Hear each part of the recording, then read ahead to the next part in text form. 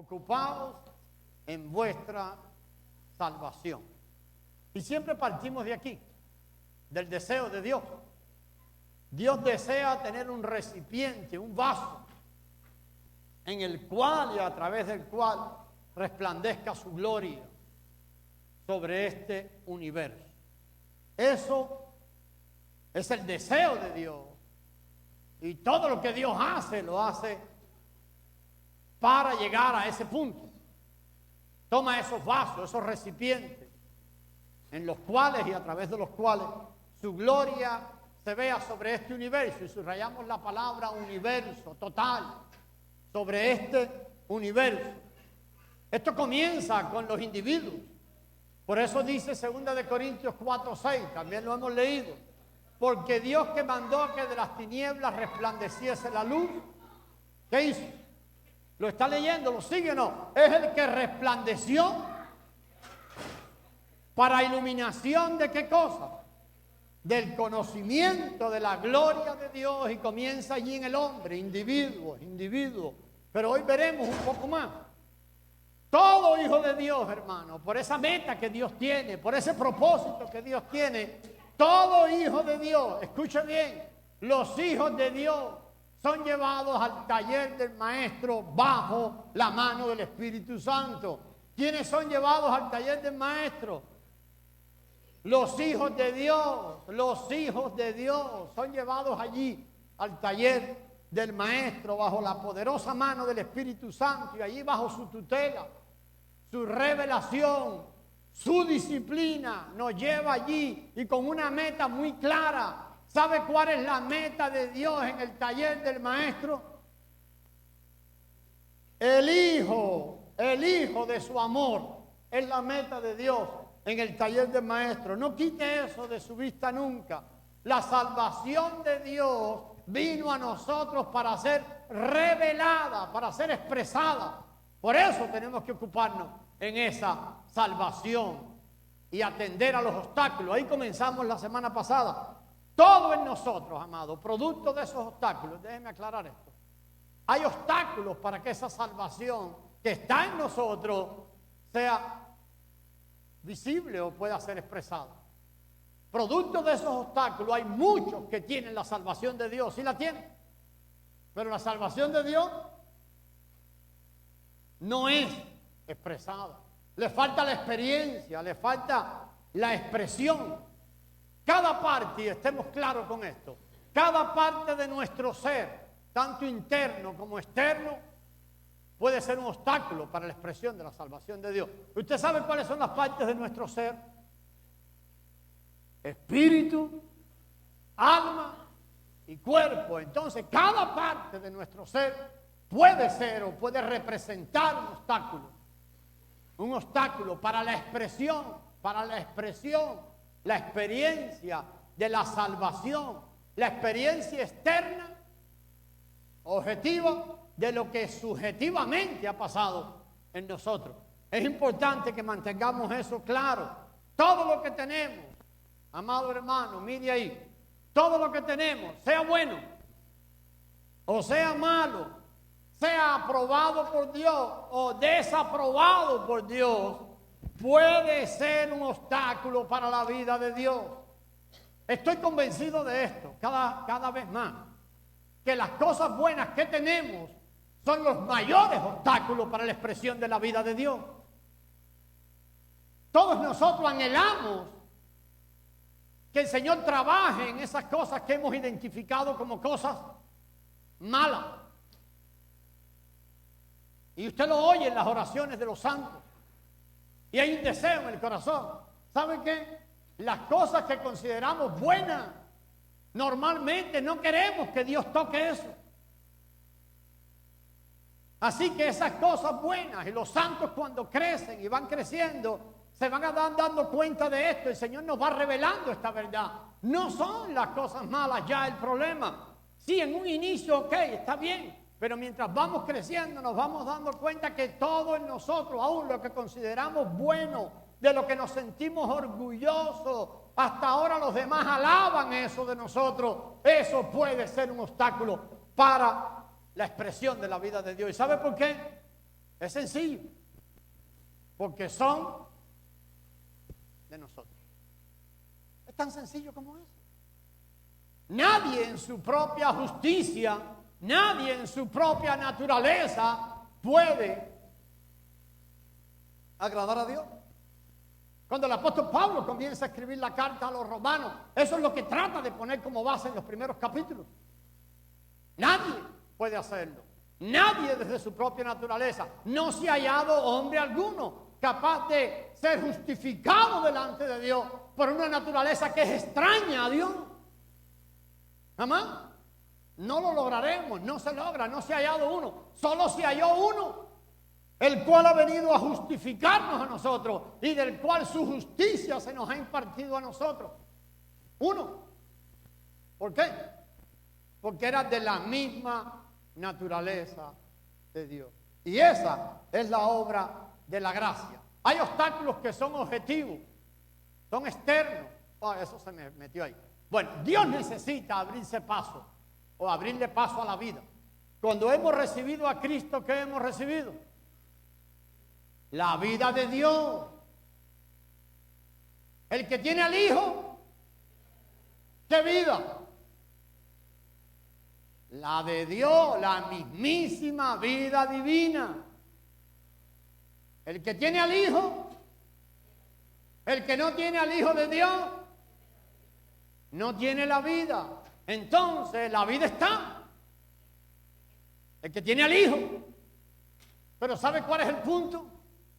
Que la vida que está en nosotros, Dios mismo que ha venido a nosotros, necesita abrirse paso. ¿Para qué?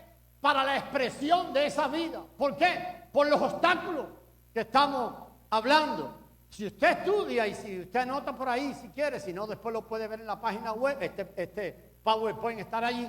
2 Corintios 4, 7 al 12. Hay una serie de herramientas tremendas allí. Yo sé que las leí la semana pasada, así que no vamos a ir allí. Pero si usted no se percató, ahí puede anotarlo. Hay una serie grande de herramientas que Dios usa.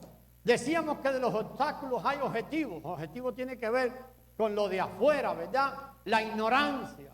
Mire, amados hermanos, los menciono rápido. Esto lo hice la semana pasada. El externalismo hipócrita que tanto abunda entre los creyentes. La rebeldía y la capacidad natural.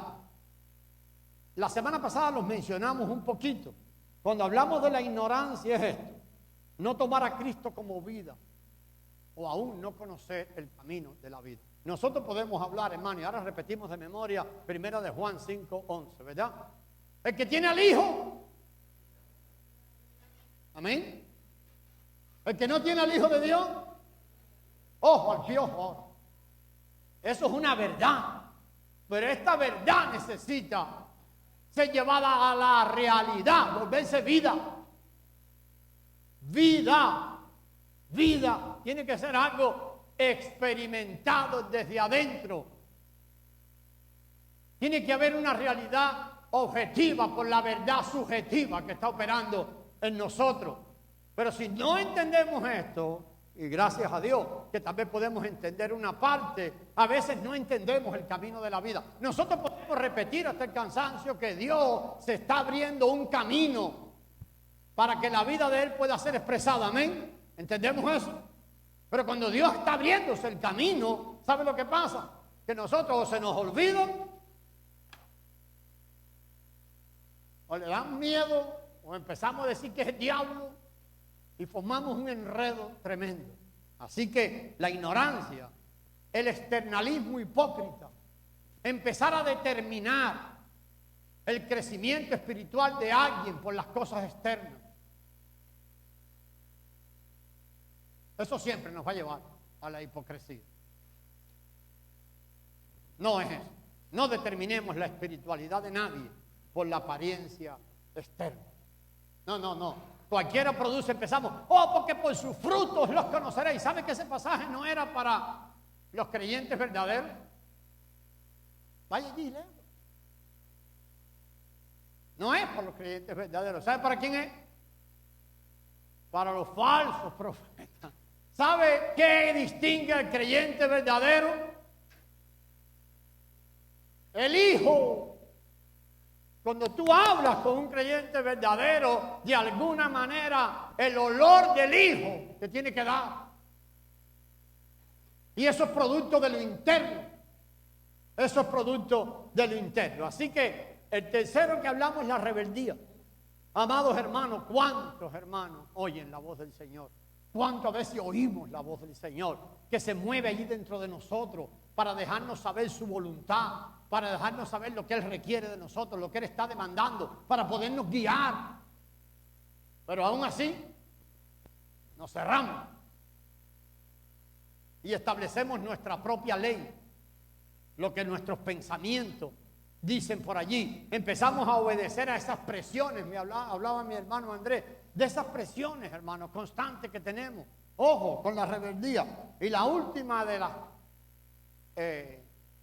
obstáculos, objetivos, nos referimos a la capacidad natural.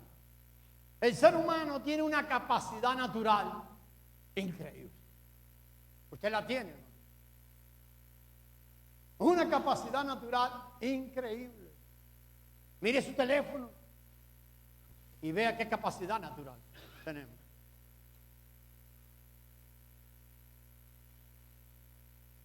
Dos segundos y usted sabe lo que está pasando en la gripe de no sé qué lugar. Es tremendo la capacidad natural del ser humano. Pero la capacidad natural del ser humano no sirve. No sirve en el reino de Dios. Al contrario. Al contrario. Entonces, nada de nuestro ser, nada de nuestra manera de ser. Esto a veces uno oía mucho en creyentes. Oh, Dios sabe que yo soy así. No, Dios no sabe nada. Hay un nuevo nacimiento, hay una nueva creación puesta en ti. Dios no está contando con tu vida natural. La personalidad, nuestro yo, las habilidades, los dones naturales. Nada de eso, hermano. Y cuando nos apoyamos en eso, para la expresión de la vida, jamás será vista. Yo quiero que regresemos al primer punto, y es la ignorancia. La semana que viene, más tarde, si nos da tiempo, vamos a hablar un poquito de los obstáculos subjetivos, internos. Pero quiero que repasemos un momentito la ignorancia, para profundizar más ahí. Creo que lo que hemos querido decir, no. La ignorancia, no tomar a Cristo como vida. Usted sabe que Cristo vive, usted, los que tienen a Cristo. Amén. Ahora, el asunto de la ignorancia está en esto. Ya sabe que Cristo vive en usted. El asunto es no tomarlo como vida o no entender el camino de la vida. El deseo de Dios es mostrar su soberanía. ¿Dónde encontramos el deseo de Dios a plenitud expresado en la Escritura? Piensa. ¿Dónde lo encontramos? Lo podemos encontrar en toda la Escritura. Pero ¿dónde lo encontramos con una claridad tremenda? En el libro de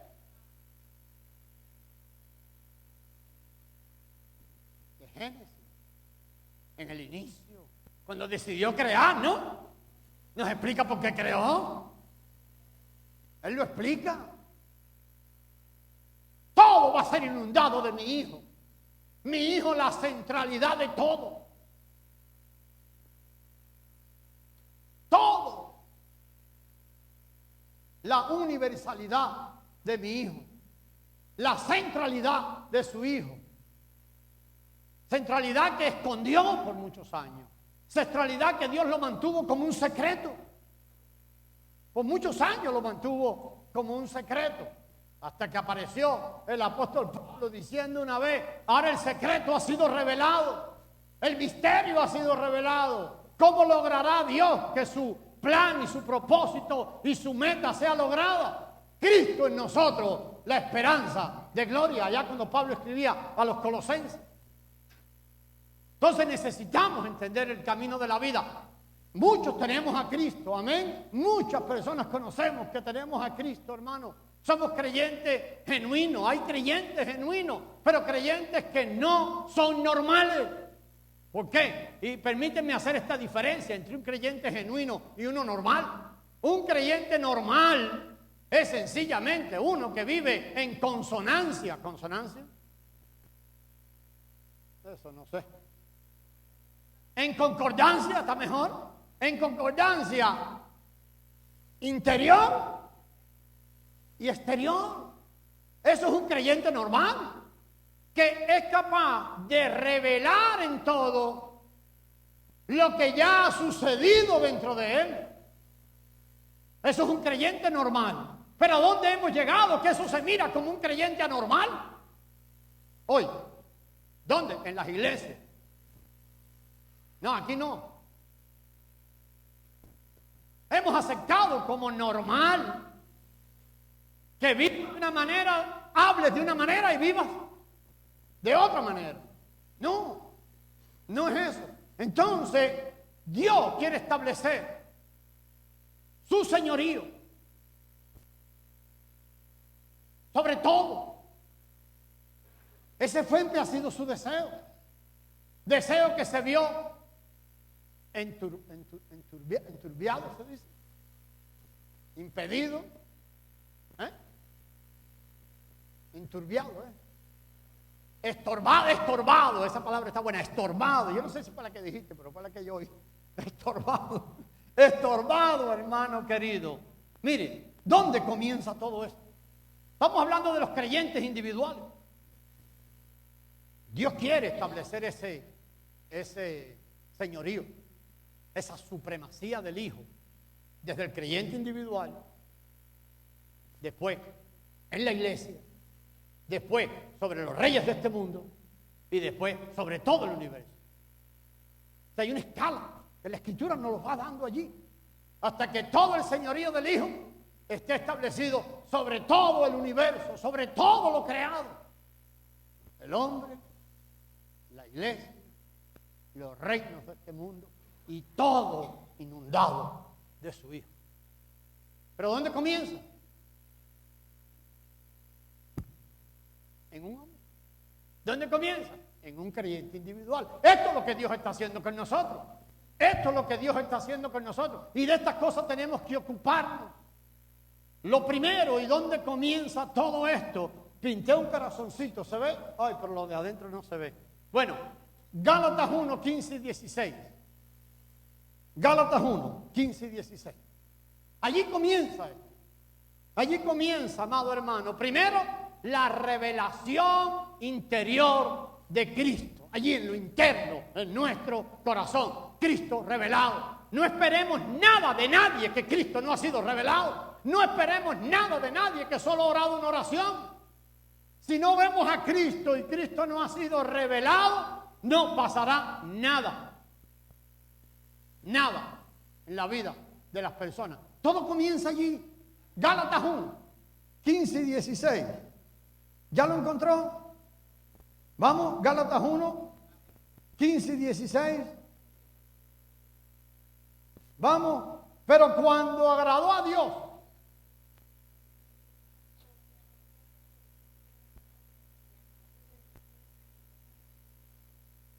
cuando agradó a quién? ¿A la mamá de Pablo? ¿Al abuelo de Pablo? ¿A un tío de Pablo que era creyente? Yo no sé si había un tío creyente, pero no, cuando agradó, que ya tenía escogido a Pablo ¿desde cuándo?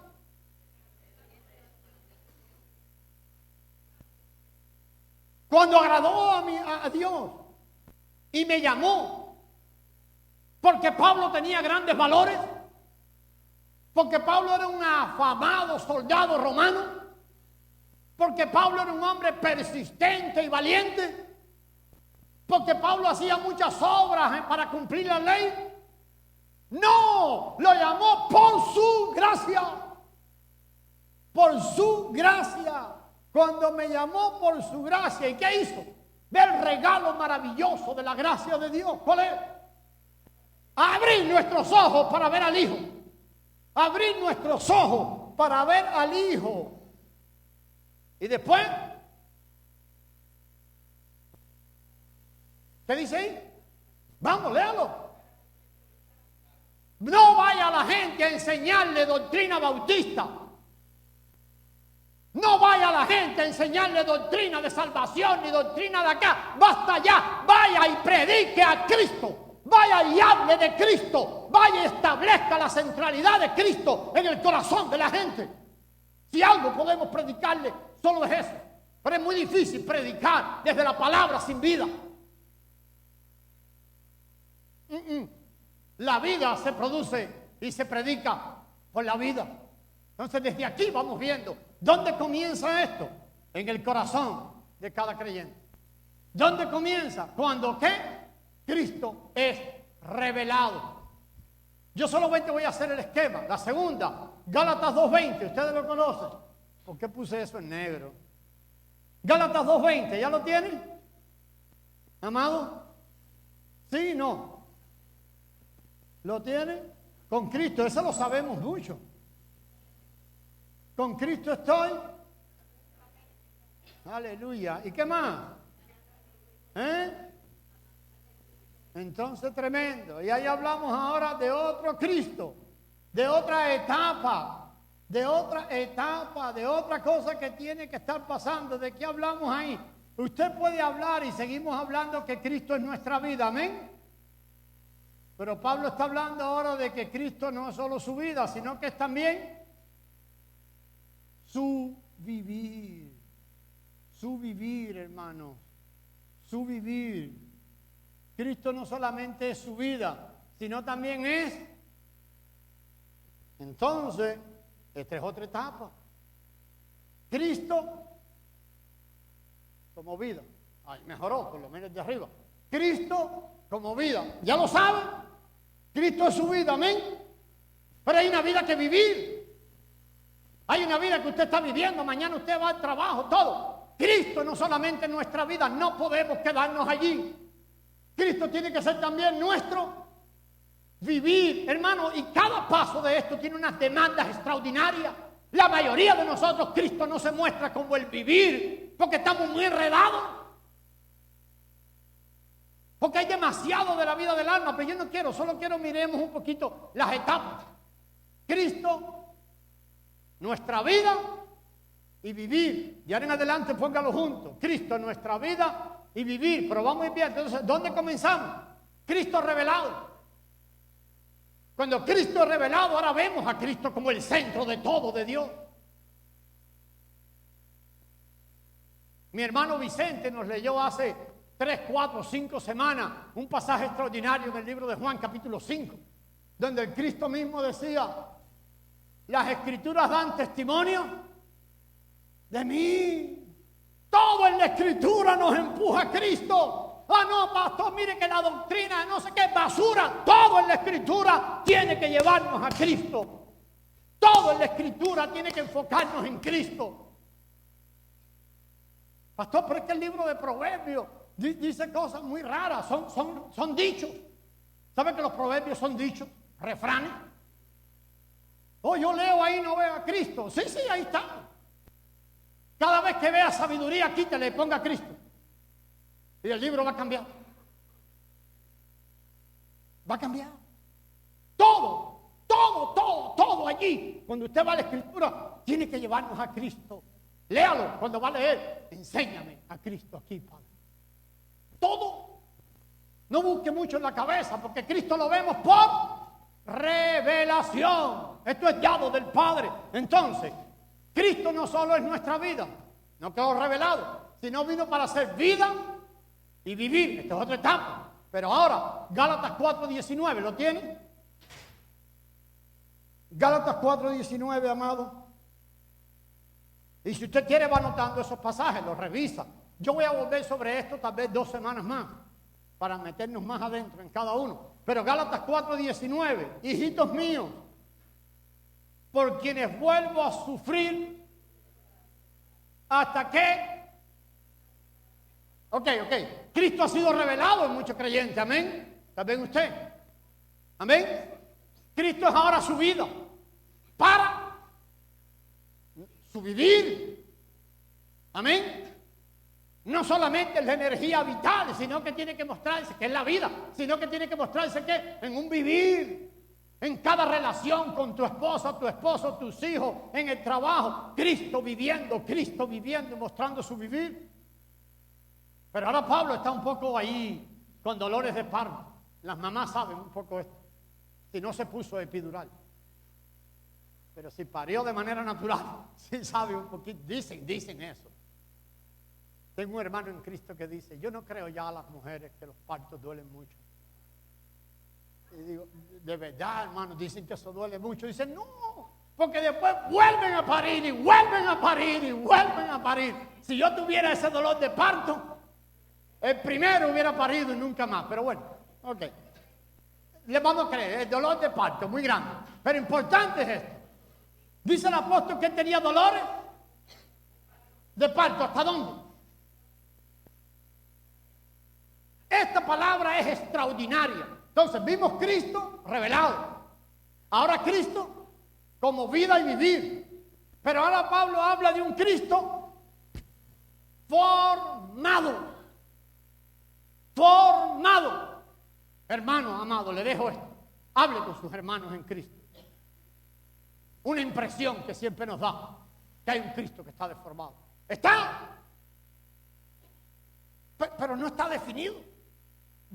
Cristo formado es Cristo definido. Está Cristo, pero lo mismo le atribuimos a Cristo una cosa, que le atribuimos otra, y uno dice, pero ¿qué eso no juega? No hablo, escucha, amado. Esto no tiene nada que ver con el proceso de madurez. Cristo es añadido en nosotros y vamos creciendo, amén. Pero aún puedes crecer con un Cristo no formado, deformado, no definido. Esto es extraordinario. Esto habla de un Cristo definido. Claramente definido. Y dice Pablo que esto le daba dolores de parto. Le pongo un ejemplo. Esto fue escrito a qué iglesia. La iglesia de Galacia. Amén. ¿Por qué Pablo escribió su carta a la iglesia de Galacia? ¿Usted se acuerda? Más o menos. Porque estaban embroncados. Ellos habían recibido influencia de los judaizantes. Y se acuerda como el capítulo 3 creo que le dice: ¡Oh, Gálatas insensatos! Allí está el centro de la carta. Y no lo trató suave. Si usted lo traduce más moderno, dice: ¡Oh, Gálatas tontos, necios! ¿Quién los hechizó? Ustedes tienen a Cristo y están operando bajo un hechizo. Cristo no estaba definido. De pronto se les metió una cosa y empezaron ¿a qué? A regresar. Dice: ustedes entienden que recibieron la salvación por fe, lo saben, pero ahora quieren santificarse por medio de la ley. ¿Qué les pasa? Cristo no está definido. Pablo casi les está diciendo, les dice, en otra palabrería, después en otro hablar diferente, les dice: ¿sabe qué? Cristo puso fin a la ley. Él la cumplió. El agrado del corazón del Padre es Cristo y su obra. Quiten del medio la ley. Terminó. ¿Qué le pasaba a ellos? Cristo no estaba definido. ¿Lo tenían? Sí, lo tenían. Habían venido a Cristo por la fe. Amén. Pero estaban queriendo santificarse. ¿Por qué cayeron bajo el hechizo? ¿Por qué fueron manipulados o seducidos o engañados? Porque Cristo no estaba definido. Entonces, ¿qué tiene que estar pasando en la vida nuestra mientras crecemos? Cristo es revelado. Ahora empezamos a tomar a Cristo como nuestra vida. Ya yo no. Ahora es Cristo. Oh, que estoy bajo el chamuco, que tengo una presión. Échele a Cristo. Échele a Cristo. No se trata de ti. Suéltaselo a Él. Porque eres tu vida. Y es tu vivir. Deja de andar aquí. Tercero, Cristo formado. Pero vamos uno más. Efesios 3, 16, 17, 18, 19. En el 3, 16 ahí hay una oración. La hemos hablado. Efesios 3.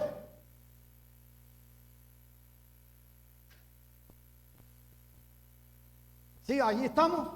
¿Lo tiene, hermano? ¿Sí lo tiene? Amén. Para que os dé conforme a la riqueza de su gloria. Usted lo sigue. El ser fortalecidos con poder en el hombre interior por su espíritu. ¿Para qué? Y quiero que se centre en el 17. ¿Para qué? Para que habite Cristo. Amén, amén, amén. Para que habite. ¿A quién le está diciendo esto? Bueno, en ese caso, ¿a quién estaba dirigida la carta? Y gloria a Dios hasta nosotros. ¿Para quién estaba siendo dirigida? A la iglesia de Éfeso. A creyentes, amén. ¿Tenían a Cristo, sí o no? Sin duda. Él le llama hermanos y todo. ¿Pero qué le dice ahora? Para que habite. A ver. No está hablando de presencia sencilla allí. ¿Tenían a Cristo, sí o no? Pero Pablo dice, para que habite. Ahora habla algo más profundo, hermano. Ahora esto no es Cristo revelado. No es Cristo como vida y vivir. No es Cristo formado. Ya tengo definición de Cristo. Pero Pablo ahora de un habitar de Cristo. Un habitar de Cristo. Para que habite Cristo por la fe en vuestros corazones. La segunda parte del versículo nos ayuda un poquito más. A fin de que arraigado y cimentado este es Cristo haciendo allí su hogar. Este es Cristo en Betania. ¿Recuerda quién vivía en Betania? No hay otro hogar en la Escritura donde Cristo anhelaba morar. A donde anhelaba visitar. Siempre pasaba y regresaba ¿a dónde? A Betania. ¿Por qué? Allí era un lugar donde el Cristo sentía placer. ¿Por qué? Tenía amigos. Había un amor fluyendo allí. Pero había algo más y más. De lo que cantamos hace un rato. De lo que cantamos hace un rato. La otra canción que cantamos habla más de eso. No la del hambre, la otra. Quiero escucharte hablar. En Betania había una mujer que había tomado la esencia de lo más importante. Jesucristo dijo a esa mujer, a la otra que le reclamó, que también fue transformada allí en Betania. Le dijo, ¿sabe qué? Una sola cosa le es necesaria.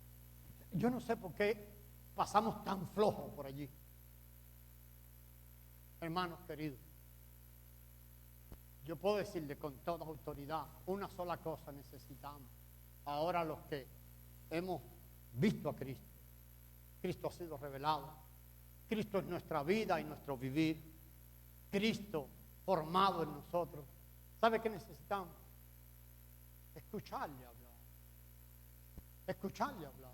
Esta mañana leímos el Salmo 81 temprano. Y dijo el Señor con un lamento, un dolor profundo en su corazón. Si me hubieran oído. El Señor sigue diciendo lo mismo. Yo soy su vida y vivir. Yo estoy siendo formado en ustedes. Y yo no quiero que ustedes vean estos pasos como un orden, pero quiero que vean que son etapas que tienen que suceder en el Cristo interior, en la vida interior. Cristo ahora haciendo su hogar. Y esto va más allá que el nuevo nacimiento, porque ya de hecho ellos tenían a Cristo habitando en ellos.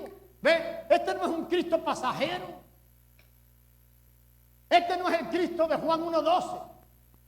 A los suyos vino y los suyos. Este es el Cristo recibido. Este es el Cristo donde ahora viene y encuentra un placer en este hogar, porque allí se le escucha. Allí hay alguien, la palabra traducida para María, escuchando, dice, María siempre seguía escuchándole. María siempre seguía escuchándole. Eso es Betania. Un lugar donde el Cristo puede llegar y siempre encuentra un oído. ¿Y anhela qué? Oír su voz para ser guiado. Este es Cristo habitando en nosotros. Está definido. Él no es ilegal.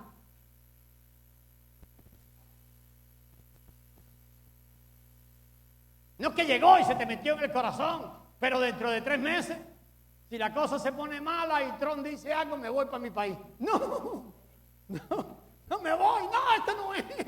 Este es uno que llega y ahora empieza a echar raíz profunda allí. Hay placer allí. Un Cristo arraigado para quedarse. Y la última de las 5 etapas. A ver si las podemos ver. Segunda de Tesalonicenses 1:10. Vamos, lo miramos ahí. Segunda de Tesalonicenses 1:10. Hace 3 o 4 semanas que vimos esto. Segunda de Tesalonicenses 1:10.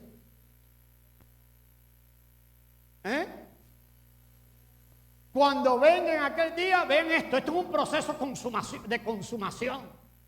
Cuando vengan aquel día, ¿para qué? Esto es tremendo. Y admirado.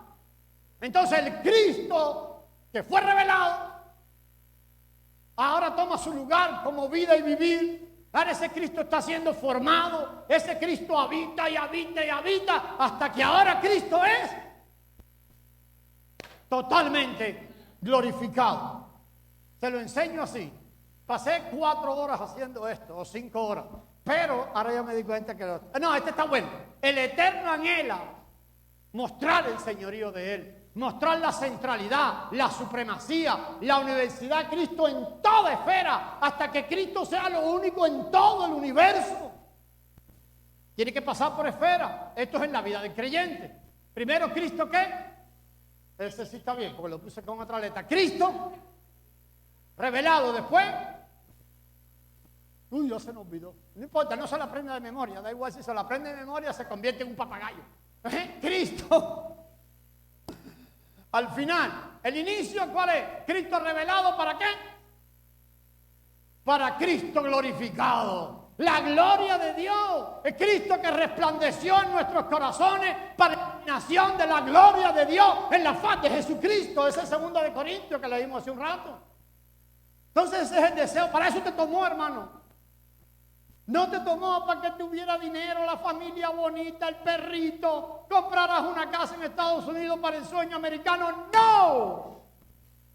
No, para que tengas 3 títulos. No, nos tomó para eso. Nos tomó para mostrar su gloria en la faz de Jesucristo. No hay otro lugar. Nosotros estamos destituidos de la gloria de Dios. No puede. Por eso Cristo en nosotros es la única posibilidad de que esta gloria pueda ser expresado. Entonces ahí vemos principio y final. Cristo revelado, pero a través de un proceso ahora. Cristo como nuestra vida y vivir. Cristo formado, Cristo habitando, hasta Cristo glorificado y revelado. Dice ahí admirado en cada uno de sus hijos. Lo miramos así. Cristo como vida y vivir. Cristo formado. Cristo habitando. Aquí solo estamos hablando de una esfera. ¿Sabe cuál es la esfera? Del creyente individual. Esto está haciendo contigo. Pero cuando vemos esto mucho, vemos en la mitad de esto, Cristo formado, que va pasando algo.